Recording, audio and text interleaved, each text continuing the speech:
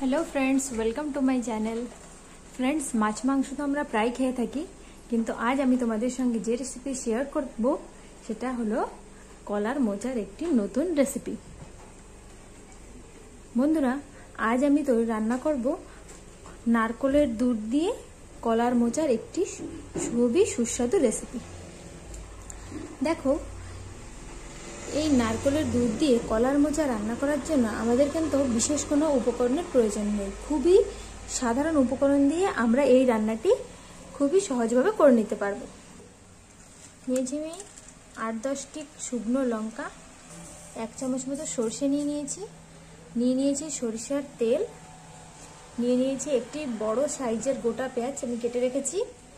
এই দেখো, এখানে আমি কয়েকটি গোলমরিচ নিয়ে নিয়েছি, সামান্য নামের জন্য 2 থেকে 3টে রসুনের কোয়া এবং 1 ইঞ্চি সাইজের একটি আদাকে আমি কেটে রেখেছি, আর নিয়ে নিয়েছি কয়েকটি কারি পাতা। এই যে আমার সব রান্না করার জন্য আমি প্রথমে কড়াইতে জল গরম দিয়ে দিয়েছি। এর মধ্যে আমি 1 চামচ মতো নুন দিয়ে গরমে বসিয়ে দিয়েছিলাম, 5 মিনিট মতো ফুটিয়ে নিয়েছি। এবারে চলো আমরা রান্নাটা শুরু করি।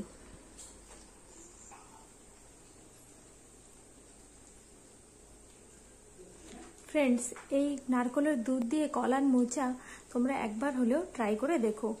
এই রেসিপির স্বাদ কিন্তু মাছ মাংসের স্বাদকেও হার মানিয়ে দেয়। দেখো বন্ধুরা, জল গরম হয়ে গেছে, আমি এবার এই জলের মধ্যে মোচাগুলো দিয়ে দেব।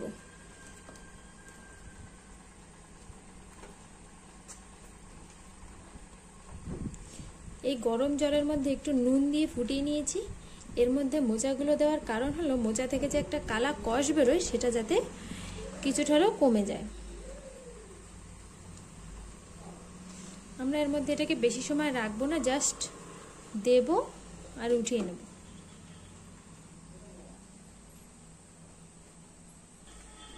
এটাকে আমি সিদ্ধ করবো না, শুধু দিলাম আর তুলে নিলাম। এখন এগুলোকে আমি তুলে নেব।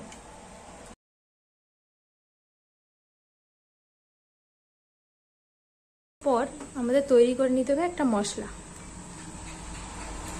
সেটা হলো মিক্সার জারের মধ্যে এই যে আদা রসুন কুচি দিয়ে দিচ্ছি, একটি পেঁয়াজ যেটা আমি কেটে রেখেছিলাম দিয়ে দিচ্ছি, শুকনো লঙ্কা দিচ্ছি, গোটা গোলমরিচগুলো, সামান্য জল দিয়ে এটাকে পিষে নেব।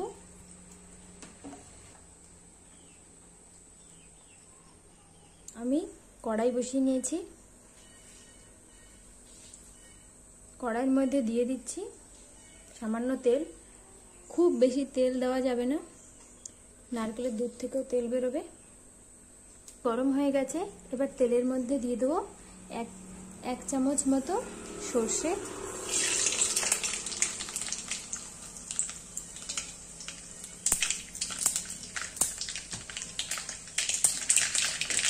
এর মধ্যে দিয়ে দেবো কয়েকটি কাঁচা লঙ্কা চেরা,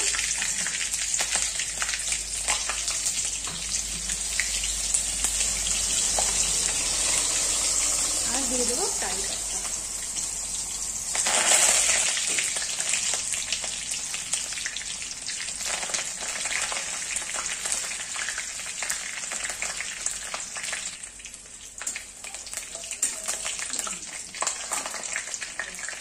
এবার এর মধ্যে দিয়ে দেবো পেঁচা মশলা।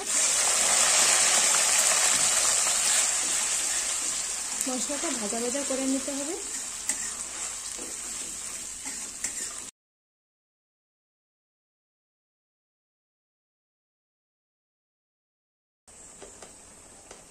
এর মধ্যে দিয়ে দেবো 1 চামচ মতো লবণ, দিয়ে দিচ্ছি 1/2 চা চামচ হলুদ গুঁড়ো, আর দিয়ে দিচ্ছি 1/2 চা চামচ জিরে গুঁড়ো।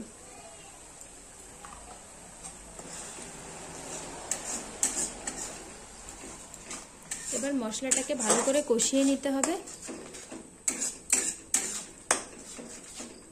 এইবার আমাদের ঘরে 4 জন, তাই আমি 5 থেকে 6টা মোচা নিয়েছি। তোমরা তোমাদের ইচ্ছে মতন মোচা নিতে পারো।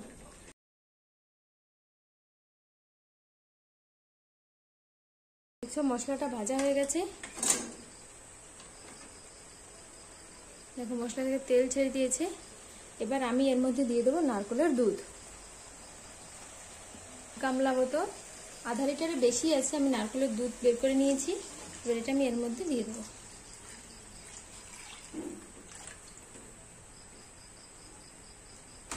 আমি যেহেতু 5 থেকে 6টা মোচা রান্না করব, তাই আমি হাফ লিটার থেকে একটু বেশি দুধ বের করে নিয়েছি। তোমরা যদি কম বা বেশি রান্না করো তাহলে সেই হিসাবে তোমরা দুধটা বের করে নেবে। আমি এখানে একটা নারকেলই ব্যবহার করেছি। বন্ধুরা, এটাকে কিন্তু ঢাকা যাবে না, তাহলে নারকেলের দুধ উতরে উঠবে। তাই আমাদের এটা খোলাভাবেই রেখে দিতে হবে। 15 মিনিট এটাকে ফুটতে দিতে হবে।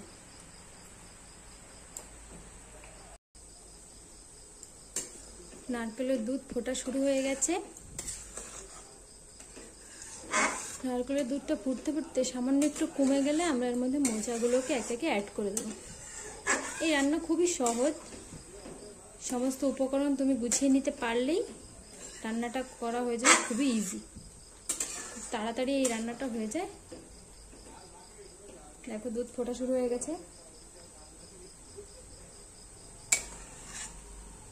মাঝে মধ্যে একটু নেড়ে নেব, নাহলে উতরেও। নারকেলের দুধটা ফুটছে। এবার আমি একে একে এর মধ্যে কলার মোচাগুলোকে অ্যাড করে দেবো। কলার মোচাগুলো কেটে রেখে দিয়েছিলাম।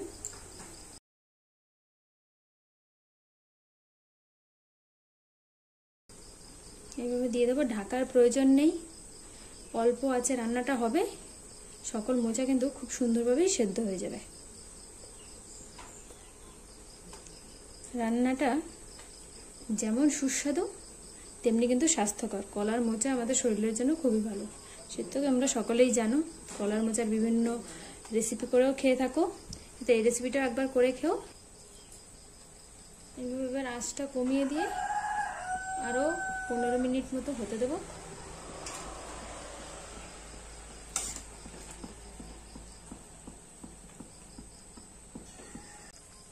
মাঝে মধ্যে হালকা হালকা করে একটু নেড়ে নেব।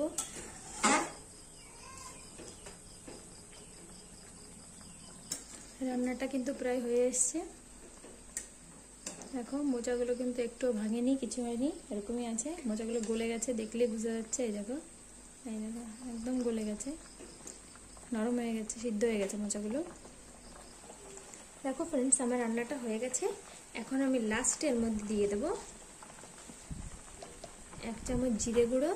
আমি এটা ভাজা জিরের গুঁড়ো ব্যবহার করছি। আর দিয়ে দেবো হাফ চামচ গরম মশলার গুঁড়ো। 5 মিনিট বাদে গ্যাসটাকে বন্ধ করে দেবো। আমার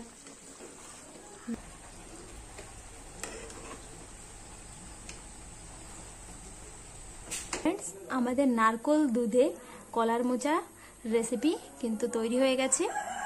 এই রেসিপিটি ভাত এবং রুটি উভয়ের সাথেই দুর্দান্ত লাগে। তোমরা একবার হলেও রেসিপিটি ট্রাই করো। আমার এই রেসিপিটি যদি তোমাদের ভালো লেগে থাকে এবং এই রকম ধরনের অনেক নিত্য নতুন রেসিপি পেতে তোমরা আমার চ্যানেলটিকে লাইক, শেয়ার এবং সাবস্ক্রাইব অবশ্যই করো। আমাদের বাড়িতে এই রেসিপিটি হলে কিন্তু এবং সকলেই খুব আনন্দ করে খায়।